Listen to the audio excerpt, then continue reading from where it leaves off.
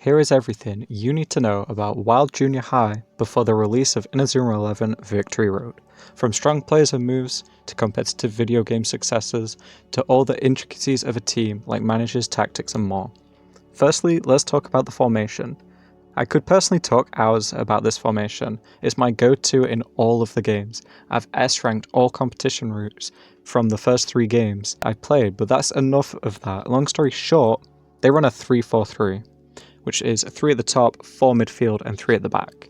Which with Victory Road's more complex, realistic, and less arcadey feeling formations in gameplay, may fall short in the new game. But what does this formation achieve? A 3 top allows for some last minute passing options, and is and will probably continue to be a nightmare to defend and predict, as it's easy to bluff shots, make crosses with this setup, and you can accommodate more niche players thanks to having 3 at the top as opposed to your regular 1 or 2.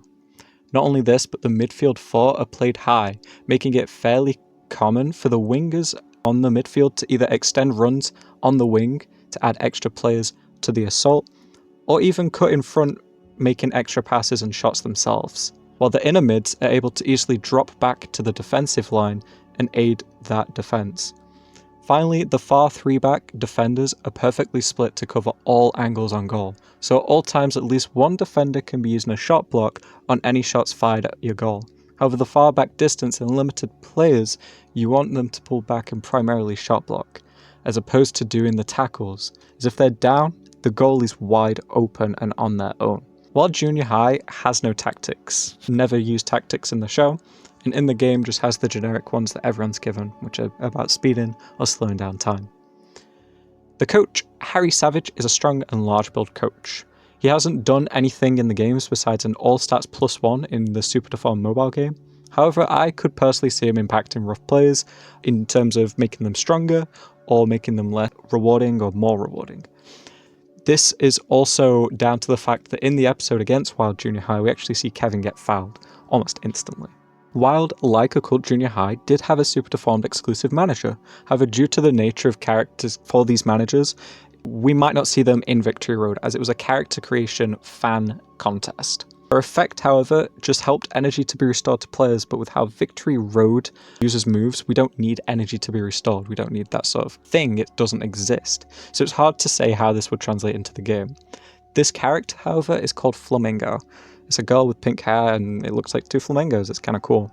Off of that though, let's get into the real deal of the team. Let's dive right into the players. Firstly, we have goalkeeper Charlie Ballfield, who in the show faced 1 shot and let it in. But in the games did boast some nice stats, such as 69 guard in the second game, which is higher than any mid to low range goalkeepers, and is higher than even the likes of Dvalin, Nero, Beluga, Grent from all the Alias teams, Astaroth from the post-game teams in the 3rd game, and Mask, which we know from the last video has also got a pretty good stat. So it's a solid recruit based on purely stats alone. Also, the fire element typing of this goalkeeper is quite uncommon, which is pretty useful when it comes to, say, Bylong and stuff being the best forwards. So might be the make or break of this character, because it could easily backfire also. However, that's where the fun ends, because Boar has a very lackluster moveset, with his signature move being Wild Claw, which is going to be the most likely move for him to learn. It's a cheap and low value move, as it's not so cheap that it's good, and it also has in the past cost more than its power level, which is awful. Not to mention that it was only made weaker as the games progressed. Each consecutive game it got a little weaker and the cost didn't change. He also commonly knew Blazing Knuckle, which is a decently strong move and it's also same elements, so that's good. It's a punching move, so it can deflect the ball, which it depends, you might like that, you might dislike that, that's down to personal preference. Also learnt Table Turner, Burnout, the Alias Prominence move, and finally the passive skill Recovery, which what that does is it lets players recover quicker after being tackled, so it's kind of pointless on a keeper. Next, let's look at the defenders, starting with the captain of the team, Chicken, who technically is a midfielder in everything besides the one episode of the show he's in. Every other form of media, though, Chicken is a defender. But the captain, however, his stats are really lacking, with only one hitting what I'd consider to be a good status. To explain, my good status, I would consider anything that's above 65 to be good, and anything above 73 to be really good and noteworthy. However, all Chicken has is a 67 in stamina, and stamina in the first 3 games was the most useless of the stats. However, in Victory Road may translate to be a good stat.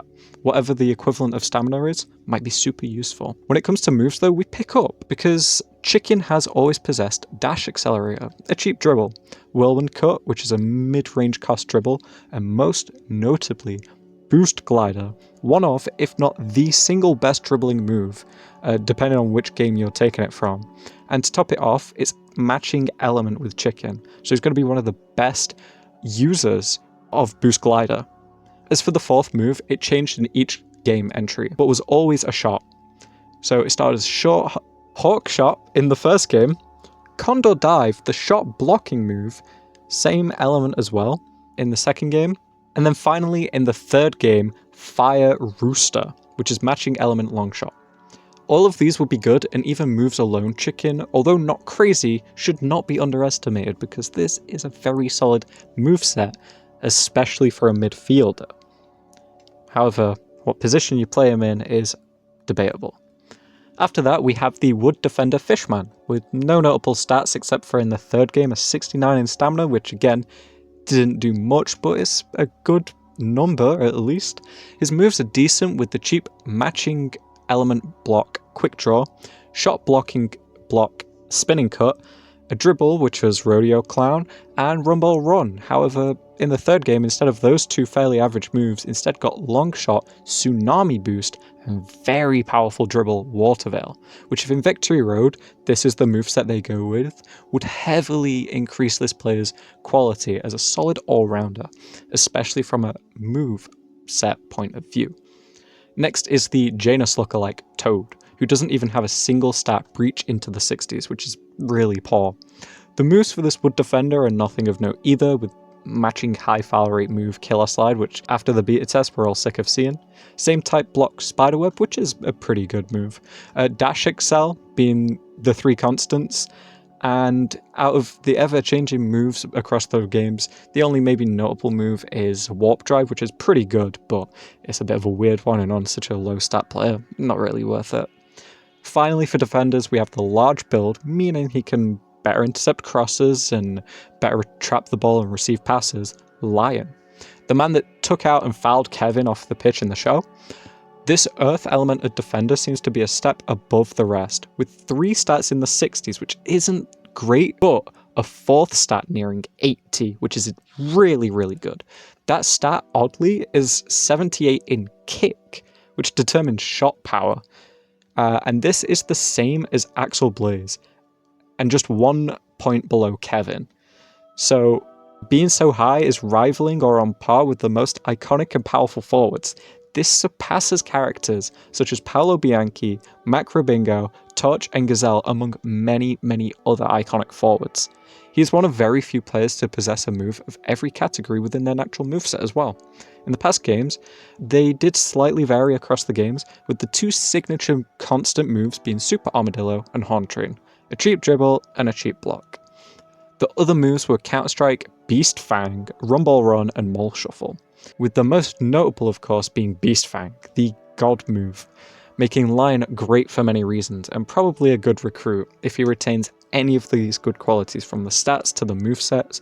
There's a lot going on here. If any of that's in the new game, it's worth recruiting for any of these individually on their own. If he has all of them, definitely recruit and invest in Lion. That kick stat will make him one of the best forwards if you teach him a good move. Next, let's look into the team's midfielders, starting with Chameleon, the wind attributed midfielder. This character doesn't have a single stat going above 60, so I would say all of the stats are bad, and there are no moves in the natural movesets to make up for it. The most common move or signature seems to be Quick Draw, a cheap block which is okay, and Cool Up, a skill which increases his effectiveness against female players, making these and other natural moves just nothing really to discuss. Cool Up does come up when certain players are in the meta, such as Isla Pullens, Tori, Bellatrix, the Beta, the likes.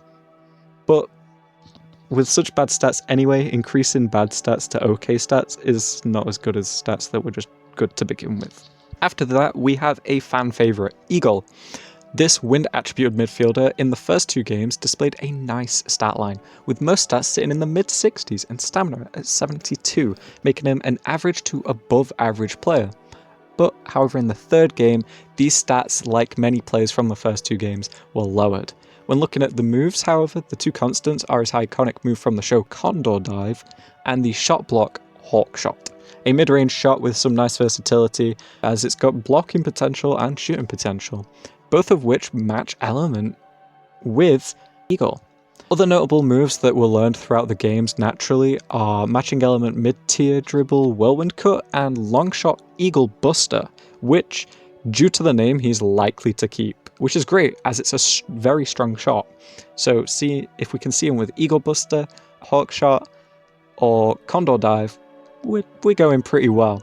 To finish the starting lineup midfielders, we have the wind element Monkey, who like Chameleon has some really poor stats, with at least one stat surpassing 60, which is body, what body does, it determines dribbling success of a player.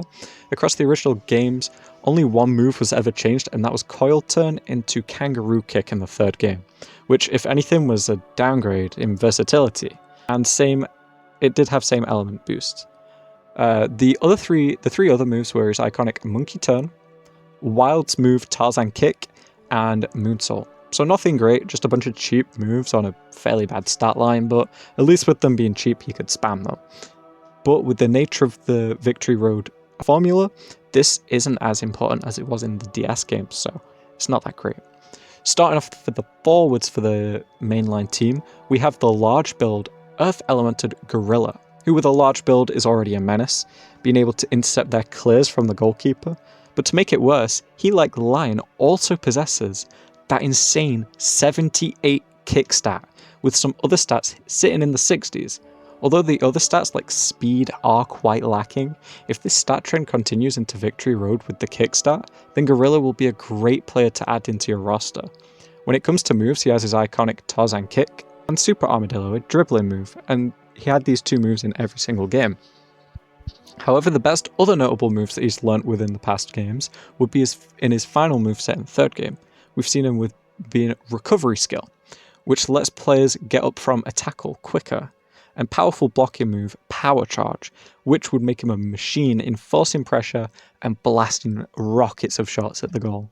As that kick stat, as we mentioned earlier, is higher than Macro Bingo, Paolo Bianchi, and a bunch of alias players too, like Torch and Gazelle, and being able to recover from tackles and having a very varied moveset. This is a good player to look out for. After that, we have the wood element forward Snake, who in most of the games didn't even have a single stat break in 65, with the highest being stamina at 65, which we already know about stamina.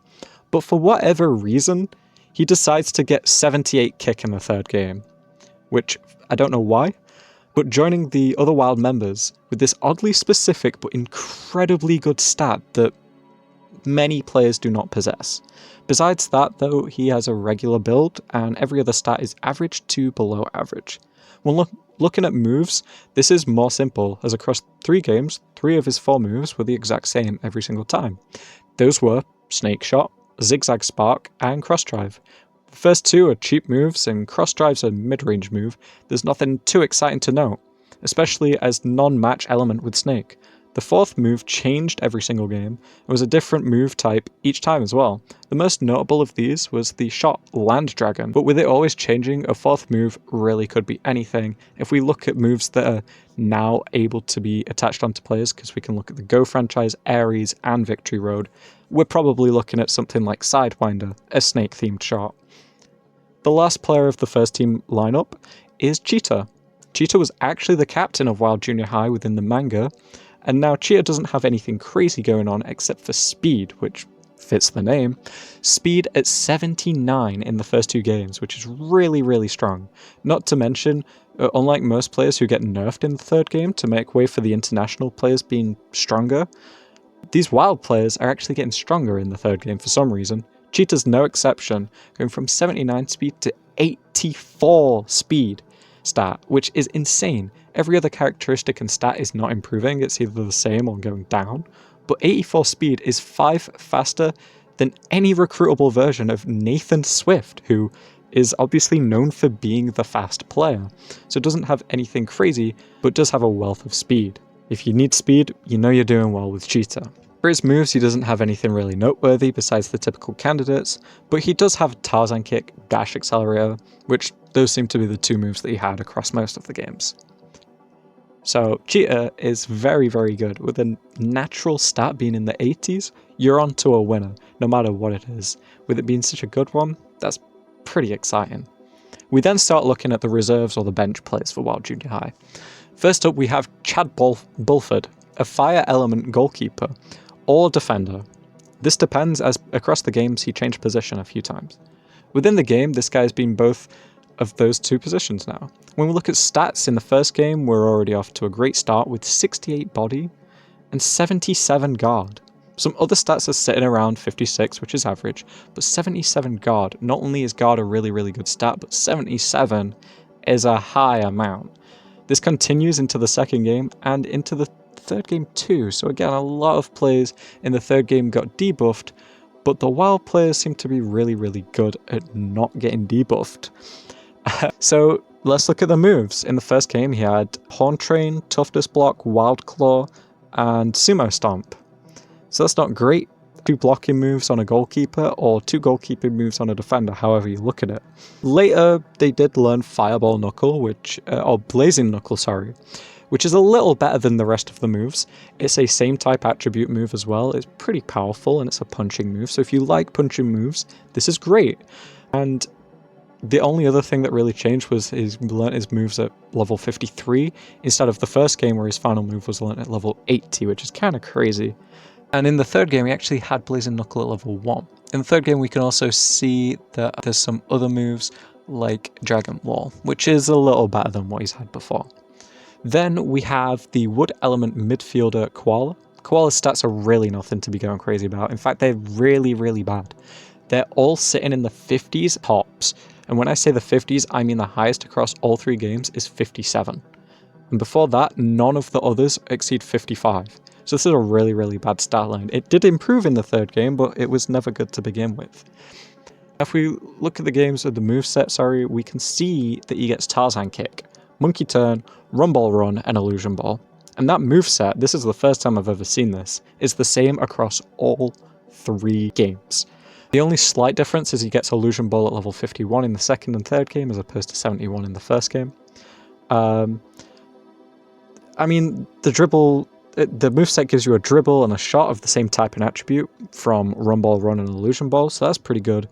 But you also get the wild moves like Tarzan Kick. But this isn't really a great player to be looking at. We then have the Fire Forward Panda, which is a pretty cool character, but looking like Koala's situation here, none of the stats are exceeding 60. Now it's a little better with some stats being in 58, and a lot more of them being in the 50s as opposed to the 40s. But what are we really going here? What are we really going for here? 50 and 40, they're both bad, so it's just fighting to not be the worst. Across all 3 games, they only have 1 shot as well that they learned, which is Kung Fu Header, which is a wood shot, so it's a opposite element shot that they had once for a forward. That's kind of terrible. They also got Killer Slide, Breakthrough, Rodeo Clown, and Armadillo Circus. Nothing really noteworthy there. Cheap moves, high foul rate moves, high foul rate might not be a concept in this new game, as we've seen from the beta test, but it's still something to be aware of. Now, let's look on to the defender. We have the Wood Element defender, Raccoon. Raccoon is a really poor stat line character again. Also, with 53 being the highest stat, which is really, really poor. Across the games, we see Super Armadillo, Grenade Shot, Armadillo Circus, Horn Train, and About Face. Again, high foul rate moves, cheap moves, nothing spectacular, nothing really that great. There's no same type bonuses, so conflicting types. This is not a character we're looking at. No matching moves, no good stats. Finally, we have the Earth attributed midfielder, Mouse. Now I was looking at these stats, I'm seeing 40s, nothing, barely even 50s. Then I saw 79 speed, which is actually crazy, and might be an underrated character that we should be looking at in the new game. This is exactly the sort of thing to look out for. Now, how important will speed be in the new game? We're still not quite sure, obviously, because the game's not out. But speed could help you run up the pitch, have it as your winger midfield, get them extra players on the assault. They can also come back to help defend in the midfield quicker. But also in some games, we had the speed stat determine the speed of a shot, making it potentially too fast for a goalkeeper to react to. So if that's the case, 79 in speed is really, really, really good. Then we can look at moves here. So they seem to learn after Mirage, which is a wood attribute dribble, so that's not too great. They did also learn Rainbow Arc, which is a earth attribute shot, so matching element, and it's great because it's a long shot, so that is pretty good. And then the other more constant moves were Fake Ball, Bewildered, which is an earth dribble, and Teleport Shot, which is an earth shot. So if they get those, we're going pretty well. We're having a super fast midfielder with a matching shot and a matching dribble, whether that shot's Teleport Shot or Rainbow Arc. Rainbow Arc's better and preferable, but neither of them are great. It's just mainly the fact that they're matching element. And Bewildered's decent. So that's all pretty damn good. So there you go. Mouse is a great character to look out for, and that is the last player of the team. So we've looked at formation, tactics, which there were none of, managers, coaches, and all the players that have done well. The good stats, the good moves, all the things that Wild are capable of. Hypotheticals as well, such as what the coach is likely to do. And now you know everything that you need to know before Victory Road comes out. Hopefully this video helped you or was useful to you. Let me know in the comments if there's anything that you guys wanted to know that wasn't covered, if I missed anything, or if there's anything that you actually found really useful and you want to make sure I do next time for the next team analysis video. Or maybe even another team that you want to see next time. With that being said, I'll see you guys in the next one. Marshmallow Chomper, signing out.